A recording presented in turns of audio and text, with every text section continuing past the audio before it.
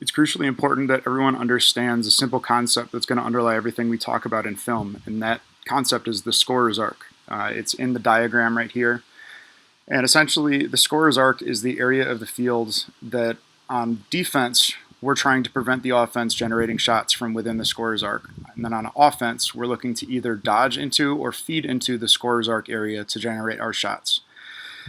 Generally speaking, any shot taken from within the scorer's arc is going to be a shot that the offense likes. Any shot taken from outside the scorer's arc is going to be a shot that the offense probably wants to avoid.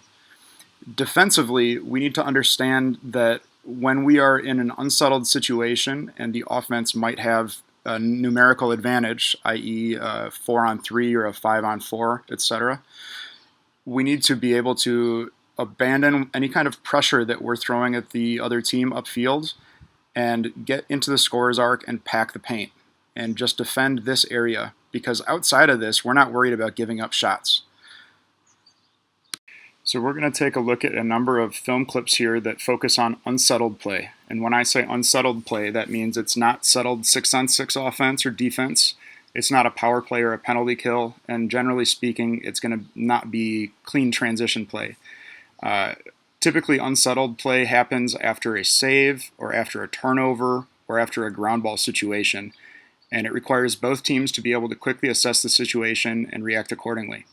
We're going to be approaching this specifically from a defensive perspective and how to avoid giving up easy goals in unsettled situations, which has plagued us for our first two tournaments here.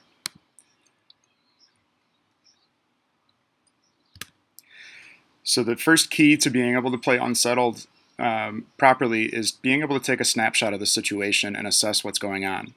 And a good time to do that in general, a rule of thumb here, is when the ball crosses the midline, we want to be able to take a snapshot of the situation and see what kind of a numbers situation we should be preparing for. You could see here that it looked like it was an even man situation, but because this Oregon player is an attackman, he must stay on sides, and so it very quickly turns into an unsettled 5-on-4 scenario because we've got 2 Hudson midfielders plus 3 Hudson attackmen to make 5. And we've got 1 Oregon midfielder plus 3 Oregon defenders to make 4. For us as Oregon, or us as the Alpha Squad, we can't match up man-to-man if we don't have as many defenders as they have offensive players, because we'll leave one player uncovered. So we need to be smart about this and abandon our man-to-man matchups and instead just get in and defend the paint and make sure that we're not giving up easy shots from right in front of the net. We don't do that in this situation, and it almost costs us a goal.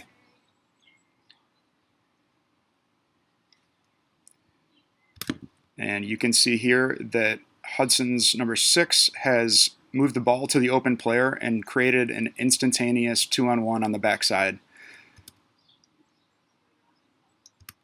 The Hudson player decides to try to run through and take a shot with a guy on his hands rather than making the wide open pass to the wing player who would have had a nice time and room shot. They still almost score on this, and this was not played well by us, the Oregon squad, and realistically should have cost us a goal because of the 5v4 odd man scenario that we created.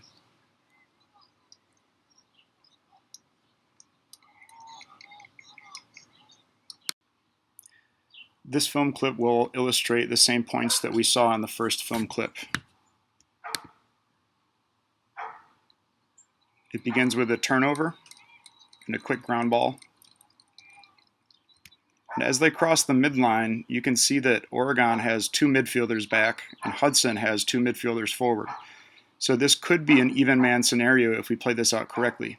However, this Oregon defenseman is so focused on his man-to-man matchup that we end up giving up an easy 4-on-3 situation because we failed to identify what's going on.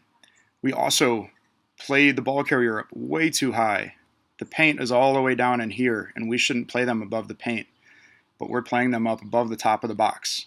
And when we give the offense that much space, it's really easy for them to draw the man and move the ball and turn a 4-on-3 into a quick 3-on-2, which is exactly what happens here. Now it's a 3-on-2, and our defensive spacing still is not great. That 3-on-2 quickly becomes one more pass and a 2-on-1 or a 1-on-0, and the Hudson player sticks a nice shot.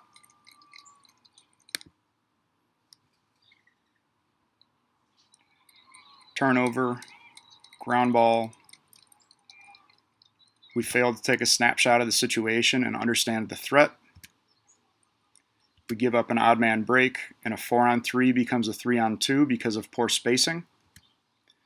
The 3-on-2 becomes a 2-on-1, and the 2-on-1 becomes a nice goal for Hudson. All of this could have been avoided by being a little bit smarter about how we played this situation. The first two unsettled film clips we've looked at have helped to illustrate our first two keys of unsettled defense. The first one being taking a snapshot of the situation, specifically as the ball crosses the midfield, and also being able to abandon our man-to-man matchups and pack it in the paint. Key number 3 to unsettled play is what this clip is going to illustrate. And once we've done those first two keys, the next step is we need to organize our defensive shape and communicate what's going on.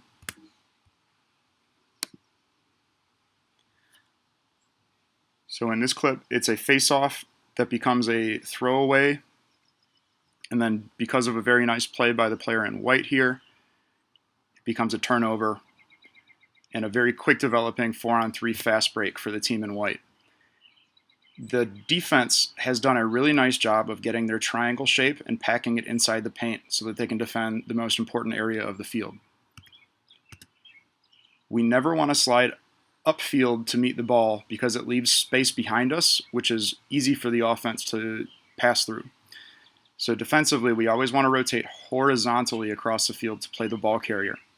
When we rotate to play the ball, the rest of our triangle also should be rotating, meaning that as this point player rotates across the field to this midfielder, the bottom right defenseman will need to rotate up, and the bottom left defenseman will need to rotate over.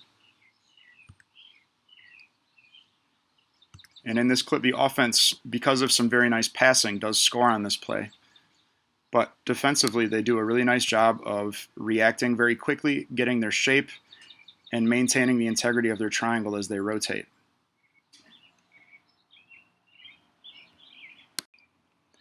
As we discussed in the last clip, it's very important that we never slide upfield to meet the ball carrier in an unsettled scenario, specifically an odd man scenario. We always want to slide horizontally. This clip will do a good job of illustrating why we don't want to slide upfield.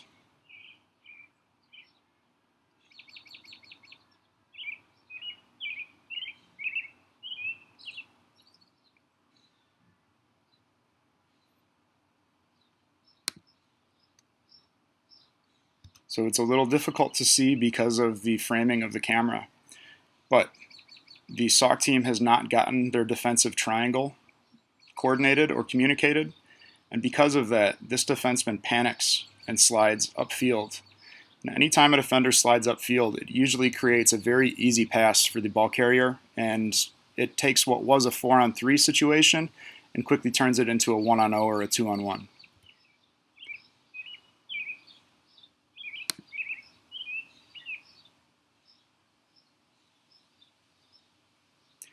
So once again, we never, ever, ever want to slide upfield to play the ball carrier in an unsettled scenario. The final takeaway for our unsettled play, specifically how we play it defensively, is when to pressure versus when to concede. And if we're not smart about when we pressure the ball, an even man situation can very quickly turn into an odd man situation where we're likely to give up a goal.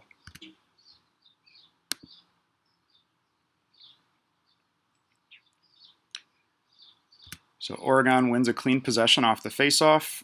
Sauk has all three of their midfielders prepared to get back in on defense. And as the ball crosses a midline, you could argue that this is a 5v5 break. There are 2 Oregon midfielders coming in, and there are 2 Sauk midfielders getting in on defense. But the Sauk player decides to pressure the ball up way too high. And when you pressure the ball up above the top of the box, there's so much space for the offense to work in and run to that it's a lot harder for us to contain them on defense and stay between them and the net. And that's exactly what happens here, is he gets out of position and throws a check and gets run past. And so what was a 5-on-5 situation very quickly becomes a 4-on-3 situation, or arguably even a 3-on-2 situation here. And because the defense was not prepared, they didn't have their shape and they hadn't communicated the fast break, they're not prepared to rotate to the ball, and they give up an easy shot from the Oregon long pole for a goal.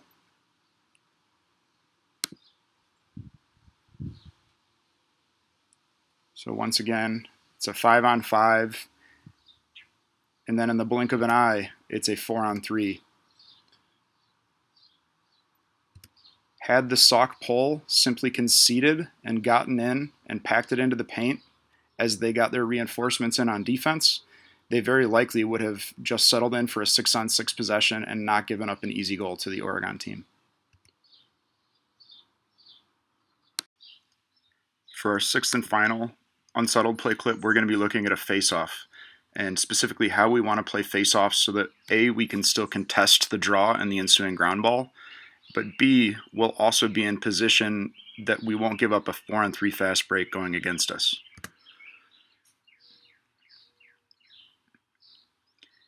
Here you can see a ground ball scrum after the face-off, and it's very clearly contested right now. It's not clear which team is going to win possession. And after a nice play by the long pole in blue, he is able to get the ball, and there are no white midfielders between him and the net, meaning that this is going to become a clear-cut 4-on-3 fast break, or arguably a 5-on-3 break in this situation because he's got another midi running alongside him. And blue pretty easily scores there. So we're a team right now that does not have a designated face-off guy. There's a good chance we're going to lose more draws than we win. However, we still want to be able to contest the ground ball after the draw. All the face-off is a controlled ground ball situation. The way we want to play this is we're going to send 2 guys to pressure the ground ball, and our third guy is always going to drop back conservatively and give about a 5-yard gap between himself and wherever the ground ball scrum is occurring.